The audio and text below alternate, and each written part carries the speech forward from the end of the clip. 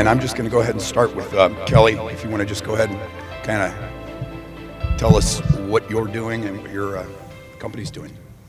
Yeah, can you guys hear me? Okay. Kelly Williams with OTZ Telecom. We serve Kotzebue and 10 village communities up in the Northwest Arctic Borough. We're currently building a microwave network to connect all of our village communities and connect them with the Dalton Highway to get access to new fiber connections in the rest of the world and provide some diversity for our community. So that's what we're doing. Jeremiah? Guess I'll use this. Jeremiah Beckett, I'm the CEO at Cordova Telecom, and today we're going to chat about our project in Chiniga and what we've been doing with the village there and the different groups for bringing broadband services there, internet, and voice services too. Bryan? So Bryan Maracle, Quill Solutions, we are kind of like support of these guys as well as tribes. We work on a variety of different projects from planning to deployments to network operations, and we kind of fill the gaps for tribes, companies that are looking for primarily rural, hard to do deployment styles. So Kelly, why don't you share a little bit about some of the challenges you've had with the project and how many microwave towers you're talking about? Sure. So we have a total of 29 towers that we're building. 19 are remote, what we would call prime power sites, which are powered by generators where we don't have commercial power at all or village power. We have the challenge of covering about 40,000 square miles. And, our biggest issue, and I look around at some of the faces in this room, I recognize some of you, are familiar with what it's like to, see maybe a hub area where your hospital is, or, when we're talking about Western Alaska and Southwest Alaska, you're talking about, that community may have access to some services where, remote villages just don't have. So our goal was to first be able to provide a network and put together one network where all of our membership in our cooperative, our customers in the cooperative world, we call them members, could have access to the same products and services and same prices, right? So we're bringing 100 meg internet connections to all of the people of the region. So that was our goal with this network. That was the prime goal. The second goal was to connect it using those 19 remote towers, not only connect those village communities back together with Kotzebue and access to fiber there, but also build that all the way to the Dalton Highway. And if you're familiar with where Kotzebue is, on the coast, on the northwest coast of Alaska, building all the way to the Dalton Highway is the most remote area of Alaska there really is. It's hard to find a more remote area. So we're putting those towers on mountaintops all the way back to the Dalton. That gets us to fiber on the Dalton Highway. So a lot of you heard about the cut we had a little while ago that was in the ocean with Quintillion and left a lot of our services stranded. A lot of us were able to get those services back up pretty quickly, mobilizing. But it was a pretty serious interruption and a long one that we had to facilitate. So for the Northwest Arctic, by connecting to that fiber on the other end, that gives us a full diverse path off of that potential trouble spot. And it also brings the price down. A lot of people don't realize, and you'll hear a lot of talk through panels, and I'm sure you heard a lot yesterday. It's not a technological impossibility to provide fast internet everywhere in Alaska, right? The problem is the price. How much does it cost us? And we're all used to that. It doesn't matter what we're building. We're building infrastructure in Alaska. We know there's a price tag, not just with building it, but with maintaining it. So, a lot of that planning from our board of directors down through the management of our company, third-party engineers, has gone into designing this and building it with those purposes in mind. But all of our towers, I was going to have slides, I didn't realize, but we've got some towers built already. And you can see a very small footprint, propane powered, so there's no diesel, no spill containment. The buildings inside of the tower So it's just a very small footprint in these very remote areas to provide those services. But 100 meg everywhere for our membership, and kept it very, very simple, but a very complex network to operate. So, Why don't you talk about the frequency and the challenges as far as fueling those remote towers? so we have to helicopter refuel. So there's a cost with that. I mean, helicopters are expensive no matter where you are. In Alaska, they're more expensive. Not just economically, but with time, right? Getting your helicopter scheduled and refueling. And then, of course, when you asked about challenges, besides the helicopter refueling every year, which comes with a large price tag, there's also the issue with permitting, which has been our biggest slowdown, has been permitting. When you get everyone who is thinking about building or thinking about doing construction, have a very realistic timeline when it comes to permitting. Emily with Dow, I see in the back there. Emily's a good person to talk to. We use Dow have used them for a lot of environmental permitting. Not just in Alaska, but especially in Alaska. If you're thinking about it, have a very reasonable talk-through timeline of what you're going to face in the permitting world. Because no matter what you think, oh, we're doing this on our land, we're doing this on somebody else's land, oh, this is government land, the government wants us to do this, it doesn't work that way. You face some tremendous hurdles there. So be prepared for that. What's the frequency of fueling those towers? How often do you have to do that? We are going to be refueling once a year.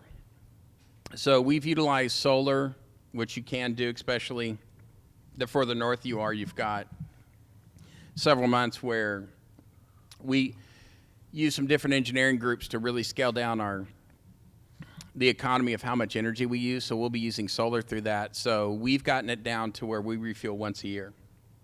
So how did you pivot when the fiber got severed? We were able to use satellite, combination of LEO and GEO, both. And I can say, we can brag a little bit on Kotzebue. We had backup over satellite to when that fiber got severed.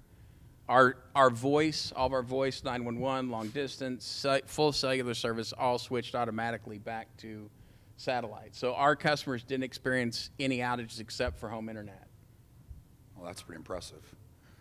Jeremiah, talk to me. So in Chenega, when we started partnering with them, it was about 6 years ago, we had a discussion on what does the village need? Because we wanted to understand the needs, the priorities, and their top priority was actually for wireless service, for voice. They wanted safety when their folks went out and did subsistence fishing, hunting. They wanted to be able to communicate with family. And so we worked with them to build a microwave site near their community that provided that coverage.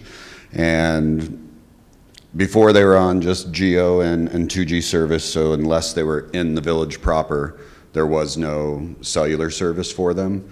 So when we added the site, it completely changed how they could work and play, the access they had, and just the communications. If someone's out longer on the boat than they were supposed to be, they could check in home or hunting.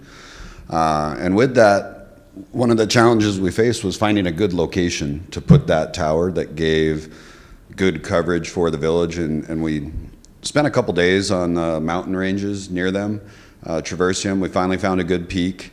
The problem was it was really pointed. And so when we talked to the village, we found a location. We're like, but this hill is going to require some slight grading. And they were like, what's that? And I was like, well, we literally have to bring an excavator up there and like chop the top of the mountain off. And they're like, does it technically change it in the topo? And we're like, probably. And so we did build a monument and left a pile of earth there so that technically the hill was the same height. And we were able to put it up there, and they can see it from the village, but you can see lots of things out in the mountain ranges, and now they have full coverage. From there, we started working on internet. How do we give them reliable service? Because they were just using like HughesNet and Geo services, And you know, you get a big winter storm and you lose service. The storms we're at can last weeks, months. So in the wintertime, you could lose service forever. So we started working with them and actually worked with the Denali Commission a little bit to kind of do the research around bringing them fiber in their community and connecting them. And then we worked with the USDA on a Community Connect grant to actually build out fiber. And we'll have it connected next year. We had a long time trying to find a suitable location in the village for where the dish would go. Places we would find might not have been visibly appealing or were in the wrong location of the community. So it took a long time to find that. And then also land ownership. The village owns most of the land, but early on the tribe had sold lots to members instead of like the 99-year leases, and it had changed hands, and some of them were stuck in estates and challenging to get through that. But we'll get them connected next year with that, and then we're bringing in a submarine fiber in a couple of years. So it's been a phased approach. They also leveraged the NTIA tribal broadband funding and helped complement our fiber investment with building a comms building. And then we did stopgap with Starlink to make sure that they could get better broadband as we're building out this infrastructure. And so that's kind of how we've been approaching it and how we built it out. How far out of the village, out in the water, how far out do they have connectivity? For cellular services, probably, I mean, it depends on the phone and stuff, but I'd say 30 miles. So pretty much everywhere they work and play, they can get service. I mean, if you're tucked away in a bay behind a cliff, obviously you're not going to get good connection, but for the most part, everywhere they work and play. Thank you, Jeremiah. Bryan. Yeah, so we're not a telecom, obviously, and our market really looks to both support telecoms in deployment components, but also support tribes that are developing their own networks. And we help manage those and train people. So one of the things I'm a little groggy-eyed this morning. I was up late last night kind of doing some 3D modeling, and we've got some guys in the field. And kind of over the course of this last few years, we've deployed in a number of communities, getting them up with both LEOs and GEOs. And the guy I've got in the field right now is just talking to you about when his flight's moving. We've been working a lot with the community of Rampart over the last few years, and over the course of time, we have moved from in 2002, they had no internet, zero. I don't know if Brittany's here this morning. She's from Rampart. She called me up and said, hey, they don't have internet. And so we were able to, and that was in 2002, we were able to gear up, get equipment, deploy, and turn the community up in less than 30 days. And that was from absolutely nothing. Like we kind of went in knowing we didn't know a lot, but they needed internet, so we deployed. And this was before Starlink was as easy as like just pop it up on the side, right? From that, we've continued to work with the community and deploy additional infrastructure using 2.5 spectrum that the tribe owns. So we secured that for them, deployed some Cambium gear in order to get kind of initial service. And over the course of then to now, we've essentially developed a 2.5 cellular system that this last deployment, we're super excited that Rampart now has cellular service, 4G LTE cellular service, and we were able to do that it took us basically a day. All logistics in on that one, it was about 5 days from when we left configuration to deployment and phone calls. And there's been, I have to check with John, there's since last Thursday, over 22 users have been using the network. And this is a community of 65. And 40 gigs of data passed in that time. Within 24 hours when we first deployed it, it was 6 gigs, or 6 users, and about 10 gigs in less than 24 hours. So our, I guess, niche or ability is really to take technologies and get it out really, really quickly, so people can get online.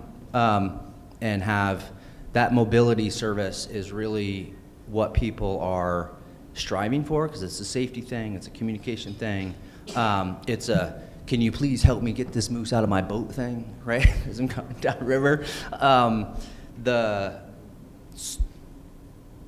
Our really trajectory is to continue to work more closely with communities and carriers alike, right? Is like, how can we bring some of, I guess, our expertise in going a lot of places and knowing a lot of places, how to get places, deploy, and work with the community in a good way, in a way that ideally puts more dollars, whether or not short-term jobs, longer-term jobs, and get people that are coming out of the village onto a career track in telecommunications.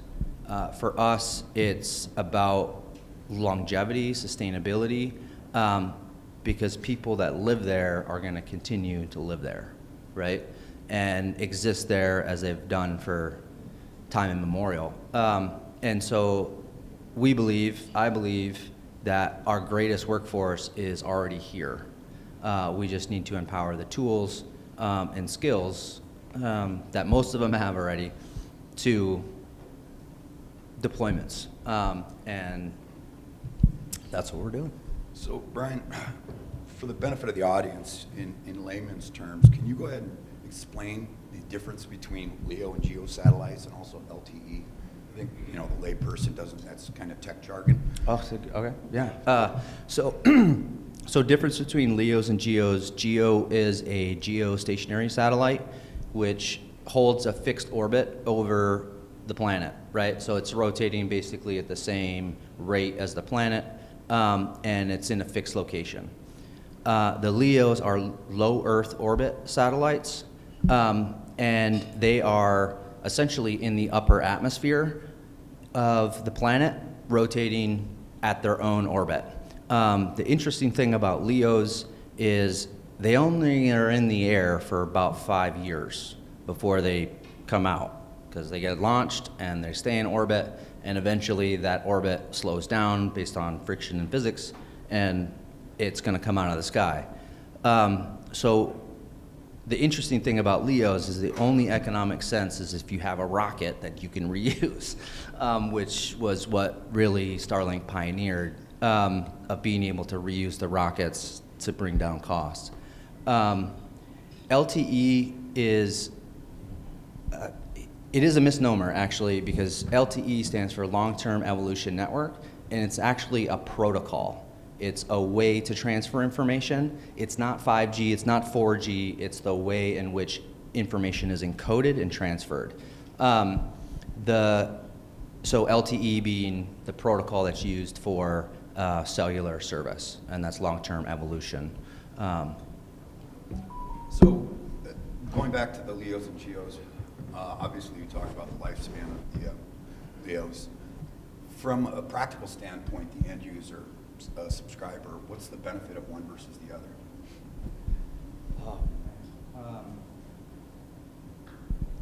Certainly, speed and latency over LEO is going to be greater. With new technologies in GEO, it's getting pretty close now. As far as dependability. But really that latency is the biggest difference between LEOs and GEOs. I mean, it's just distance, right? It's like I got less distance to go before I got to come back down again. Because we're still constrained by physics, laws of physics. And could you explain also the latency issue? I think we all experience it, but maybe we don't all know what the term is. So yeah, latency being that lag between I click and then a response. because that information is literally, I click and it's going down to Seattle and then coming back before that page loads, right? That's that latency. That's that time between the click and the actual load. And then this question's gonna be all for you, but I'll start with you, Kelly. What have you observed from users of Starlink, in the northwest part of the state? Do you have is there a lot of subscribers? Yeah, and there probably less with us than most people have seen, I will say. But there's certainly people out there, and I'm gonna, if you don't mind, I'm gonna take a little minute on this topic exactly because I wanna. I really appreciate your description of LEOs and the economics with it, and some of the challenges that are coming with the next wave of that, right? That they're gonna have. For us, for OTZ, and we're community-owned phone company, right? Are the people who live and work in our region are who owns us. Our feeling on this, and I can get pretty evangelical on this topic, is, in my opinion, there's no substitute for infrastructure. And the way we feel about our community is if you live in the lower 48, you have infrastructure. Almost everywhere you live, you have access to fiber or microwave in rural areas, terrestrial infrastructure that provides a large amount of bandwidth. That you as a community have a say in how much it costs, how much it should cost, what the pricing should be, especially if you are in a cooperative environment like we are, like Cordova is. Your community chooses representatives. They get to decide how things are built out, what speeds are, what pricing is, and they get to make those decisions. You have full control over that infrastructure, right? And it also can leverage, you can use that infrastructure to leverage outside of your area or corporations who are going to buy bandwidth to help subsidize your pricing and the amount of bandwidth that you can use later on. And you as a community have control over that. See, that's something that nobody likes to talk about, but that's the honest truth. And in the lower 48, everyone has access to that infrastructure, real infrastructure. And so you can look at short-term gaps as far as satellite. And it does serve a purpose. If you're in an area where just nobody can afford to build infrastructure to you, okay, I get it, right? You can use that as a gap, and it has its place. But would you rather be using a satellite phone, or would you rather be using a cell phone that goes to a tower and has data and has that capacity? That's really, over the long term, what we're talking about as far as infrastructure. Again, LEO has its space, it has its function. I think it's going to help a lot of people out who are in certain situations. But if you live in a community, again, this is my opinion speaking, you have really a right to have the infrastructure long term to build out, to serve your community's needs over a long term, not just a short term gap to get you something right now, right? And if you are in Western Alaska or Southern Alaska and you live in remote areas, if you don't know this, talk to your elders in your community. They have seen the shortcuts and the stop gaps to get you through. Make a long-term investment to your community. Build your own infrastructure. Have that access. There's Natalie's over here and some RUS people, and I think there's NTIA people in here. You can leverage programs, and we have worked with our IRAs and traditional councils and partnered with them to leverage programs for them like Jeremiah has. And our goal is to build infrastructure that our community can have long-term and manage it. And I strongly encourage that when we're talking about LEOs and GEOs. We've used them for short-term gaps, to cover backups, to do some things. We've taken advantage of that LEO technology. Not saying it doesn't have its space, but in my opinion, don't confuse that for what you really need, in my opinion, which is infrastructure, a long-term investment that your community owns and manages. That's my opinion. Thank you for saying that, because I get that question quite a bit, like, what's the impact of Starlink, right? What's it going to do? And I have a very similar thought process there. It's a great interim gap. It's a great backup solution, but there's nothing that beats a terrestrial connectivity, right? the reliability of it, the ability to pass gigs worth of data, right, to the user, to each user, it's a mix. There's not a one-stop shop or silver bullet. And follow his advice and get involved in your co-op, right? I encourage tribes all the time to, if they're thinking about going down the ISP route, that a cooperative, a member-owned structure really does empower people, right? But we do need community members to get involved in that, right? To get involved in those cooperatives, to learn pieces of the industry and drive that decision-making, because in a cooperative model, you do have that ability. So if you're in a cooperative, in a region cooperative, get involved with them and help them, because they are your they are your provider. They are the entity that's kind of helping that, facilitating connectivity. Kelly, thanks for making that point. I think it's valid, and I think a lot of us don't necessarily look at it that way when we live in rural communities, that there is a right, that you have a right, you have your stakeholder, you have an ownership interest in that infrastructure, and I appreciate you pointing that out. Jeremiah, I'm going to ask you the same question, but I'll preface it by saying in Port Alliance, my village, when Starlink first came out, people in the community were really, really happy. The outages were few and far between, maybe once a month, and they wouldn't even be 5 minutes. The more people in the community that started subscribing, you got oversubscription on those birds, and the outages happen far more frequently and they last far longer. So in communities in Prince William Sound, is there many users of Starlink, and have you observed that type of situation in the Sound? Sure, it's a full disclaimer. Even though I work at a telco, I am a Starlink user. I have it at my cabin. I also have cellular out there as a backup. In the Prince William Sound, our latitude is not quite lower 48, not quite northern, so we don't have the same bird coverage. We probably have similar coverage to Port Lions in that regard, but we don't have the same coverage as there is up north. So we do have more frequent outages.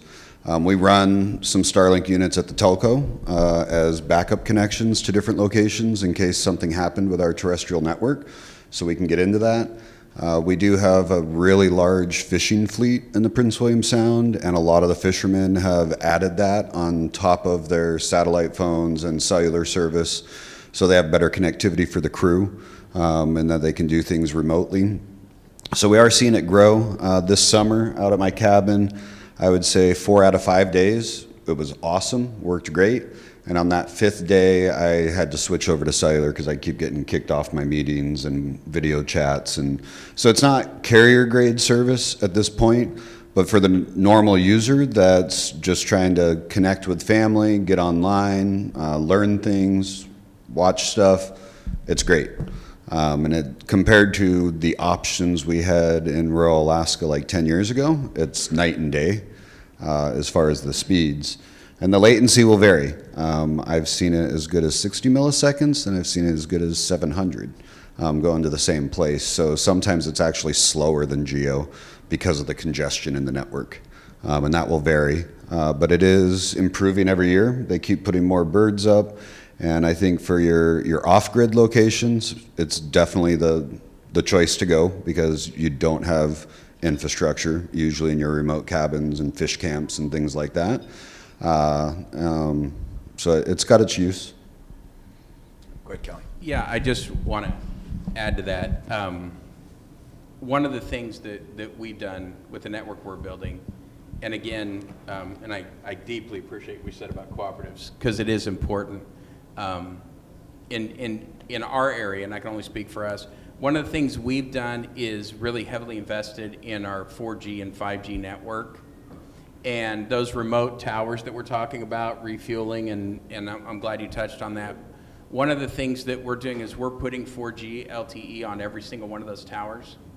Does two things for us. One is that we found, just by how we built that 4G coverage is going to cover about 90% of our traditional trails between villages, which we don't have. We know that's going to save lives.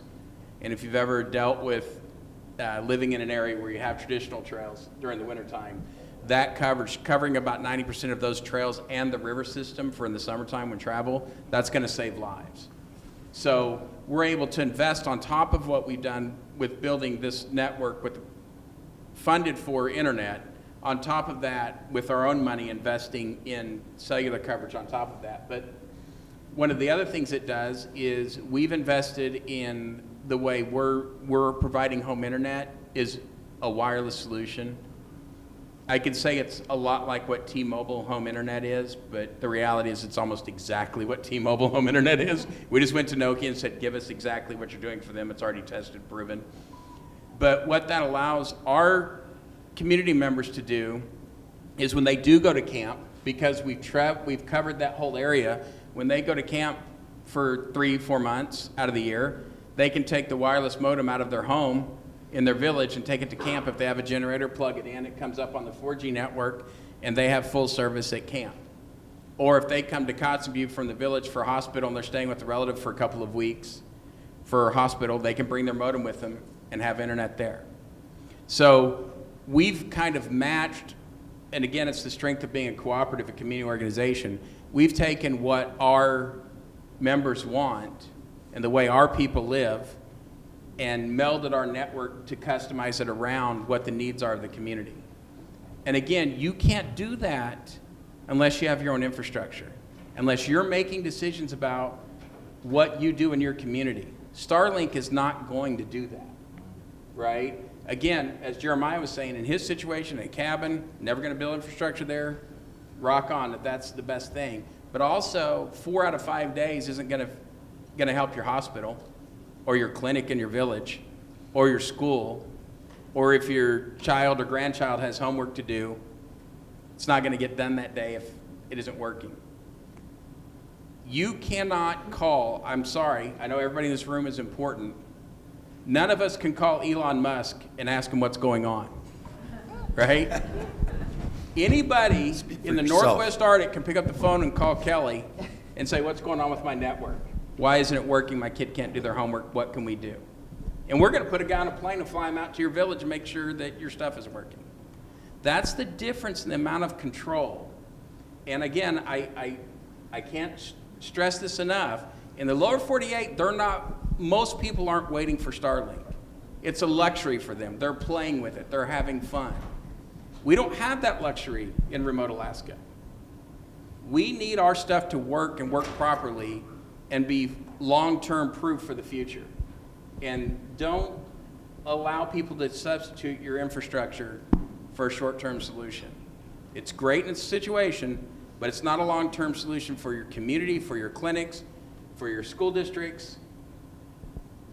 Partner, come up with ways to work with, for us, it's worked out really well, our relationship, again, with our local tribal governments. When we do the helicopter refueling, we call our tribal administrators. We're monitoring where the caribou are. We're not going to fly a helicopter where there's caribou hunting during subsistence times. Nobody else is going to do that. Yep. We will do that, right? Because all of our employees are in our region. All of our board live in our region. Everyone has a subsistence lifestyle. We're going to work with our local tribal governments to make sure we don't disturb that subsistence lifestyle, right, by flying helicopters over caribou herd. Keep that control in your community. I caution you. Build your own infrastructure. Have it. It allows you to do a lot of things. Sorry, I don't want to go off on a rant, but No. It's important. Bryan, what is the most remote community where you've done an install?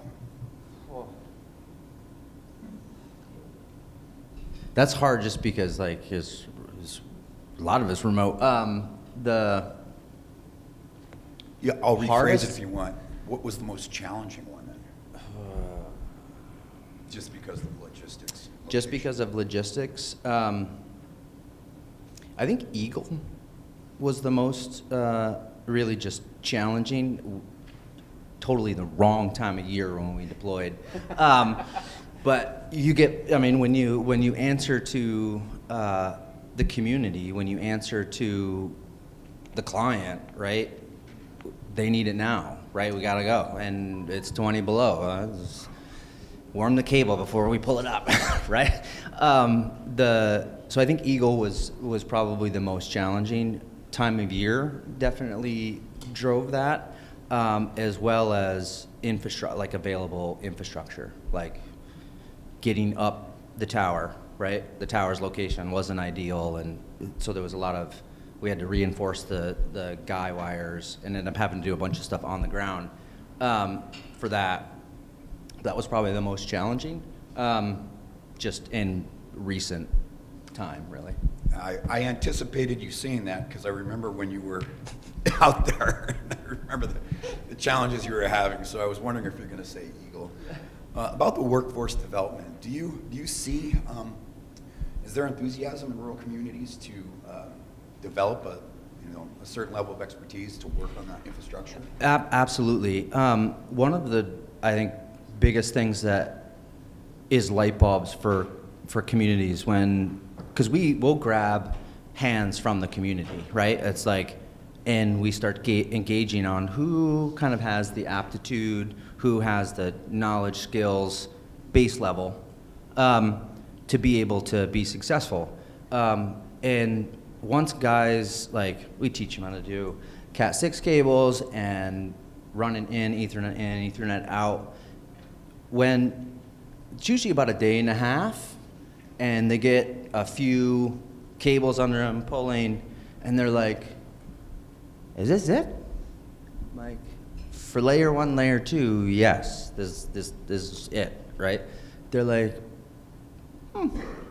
okay, I can do that, right? And it's like the encouragement of expanding on the knowledge that they already know. Once the light bulb goes on of the layer 1 and the layer 2 infrastructure is pretty straightforward as far as like how it works, what you plug in. And I am very honest with folks, when you get in above layer 2, you start getting into layer 3 and above, it starts to get complicated pretty quick on the routing, on interconnections, transferring information across carriers. It gets complicated. But there are plenty of individuals in rural Alaska that if they had the internet, they'd probably be at MIT, right? Or Berkeley, just phenomenal schools, if they had the access. And so just kind of breaking that down. But I'm encouraged about the workforce development within Alaska. Because I think it's there. I know it's there. It just takes the right encouragement to kind of pull it out of them.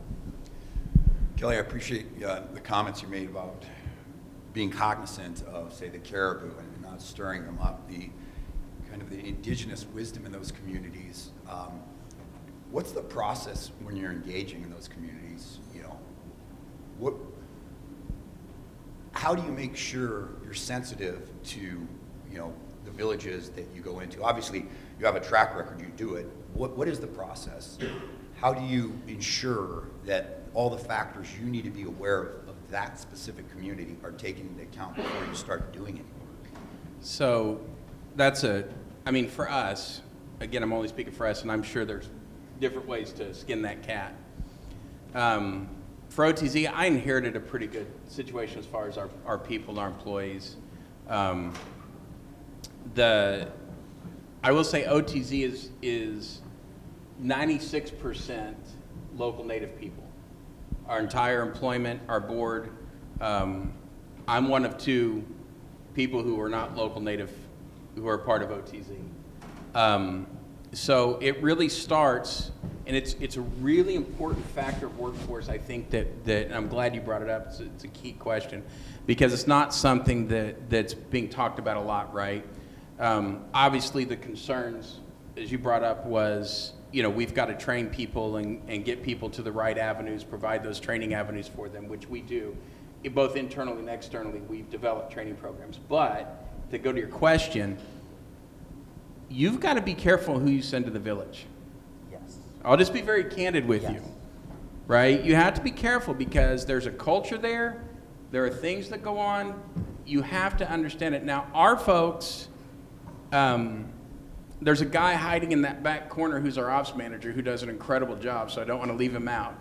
But he manages our guys who go out to those villages.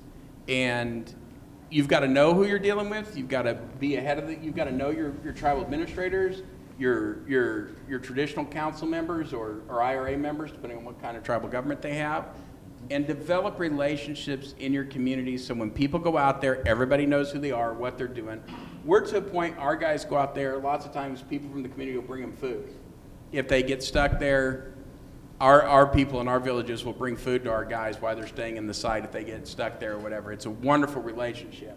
But you have to invest time in relationships with the people in those villages.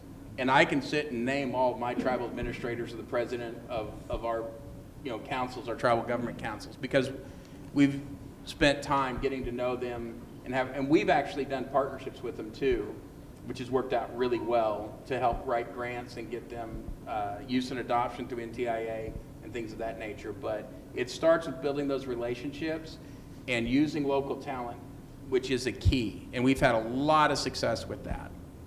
It's not easy, right? You're going to have your challenges, but you can have success if you really stick to it and look for those individuals who are talented and want to really invest time in learning. And in telecom, there's a lot of avenues, right, in developing that talent. Some guys are outside guys. And that's a wonderful thing when you're in remote Alaska, because there are a lot of guys who like being outdoors. And if you got to hook up a snow machine and ride it for 18 hours to get to a site with a sled, they're going to do it, and they're going to enjoy it, right? They're going to put on their gear and go and have fun. Whereas, again, Starlink's not coming out to your village on a snow machine, right? We will. But the other side of that coin is we found some really talented people. When you talk about that layer 3, layer 4, we've got a few really talented people that already Nokia's kind of hinted around and Verizon's hinted around, hey, who is this person? It's like, stay away. There are. That you can develop it. It just takes time. And those relationships are important in your communities, and develop them as you go. Jeremiah, when you guys engaged with Chiniga, how did you, it's not a large population, how did you go about that? I think Chiniga is about, well, depending on the year, roughly 40 people. So it's a small community. I was fortunate that I grew up with a lot of people that were from that community.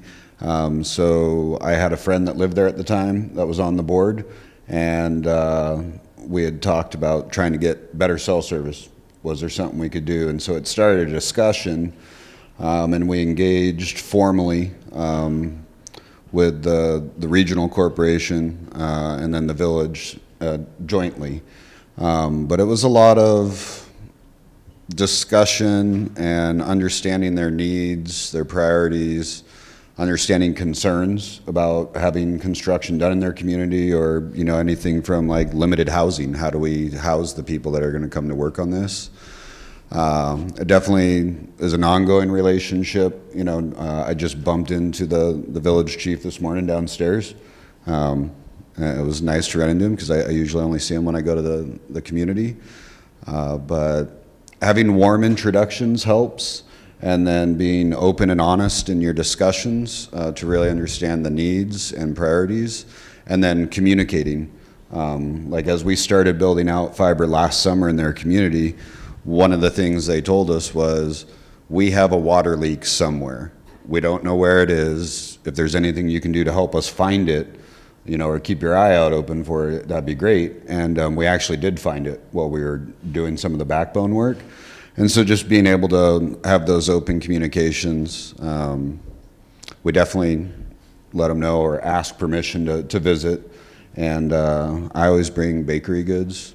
I was always told, bring bakery goods with you, and they like that. We got a fresh bakery in Cordova, so fortunately we can bring good stuff over. We leave it in the community center, and yeah, you just want to maintain that relationship and give them good service. They're part of our community the way we look at it, even though they're 100 miles away.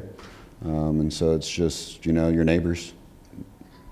So I appreciate you saying that, and Kelly had referenced it earlier. A pro tip for anyone who doesn't know, when you go to a village and you come in particular from Anchorage or Fairbanks, bring produce, bring baked goods. They'll love you, especially produce. We've got time for a little Q&A. Sean? You bet. Sean Williams, Pacific Dataport. I heard a lot of talk about LEOs and GEOs, and I'm kind of surprised there's not someone representing satellite on the panel, but I'll go ahead and share a couple of technical corrections. Latency is not as big a deal as people like to make it out. I know, because that's the ongoing message, that latency is what keeps people from being able to video chat, and that's not actually true. I know, because I've tested it myself. Went to the studio, put together a fiber line, GEO, and LEO, and the difference was barely noticeable, okay? So that's the first correction I want to make. The second is the topic of point capacity limitation. We were talking a moment ago about how too many people on the network causes it to slow down. The same thing happens with cable internet. It's called point capacity limitation. The only place where Starlink has that problem is in Anchorage proper. That's it. And we don't even recommend, Pacific Dataport and Microcom, don't even recommend that people get Starlink service if they're in Anchorage proper. Use the service that's there.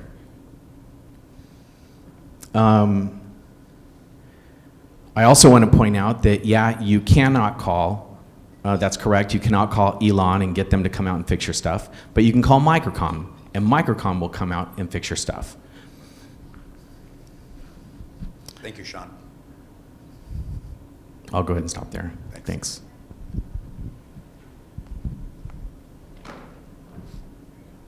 So I just wanted to follow up, actually, with the Leo's question.